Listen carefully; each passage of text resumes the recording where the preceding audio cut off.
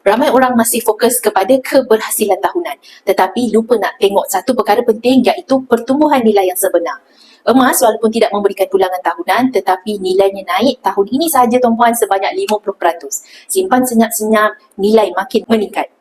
Dan perak juga selalu dipandang sebelah mata. Tetapi untuk tahun ini sahaja, perak sudah naik 100%. Simpan dengan sabar, dan orang yang sabar itu biasanya akan tersenyum lebar. Untuk ASB, prestasi masih kekal daripada tahun lepas sampai sekarang. ASB memberikan nombor yang stabil dan juga selamat, sesuai untuk tuan-puan yang simpan cash flow dan kesyairan untuk jangka masa pendek. Jadi yang mana lebih bagus? Tuan-puan tak perlu pilih, kita ambil semuanya. Orang bijak, dia gabungkan ASB untuk aliran tunai, emas dan perak untuk simpanan nilai dan melindungi inflasi. Sebab dalam jangka masa panjang, aset yang naik nilai lebih berkuasa berbanding sekadar nombor yang bertambah. Musim gaji seperti sekarang adalah musim menanam benih, musim menambah aset, musim juga menutup hutang dan bukan untuk berbelanja lebih.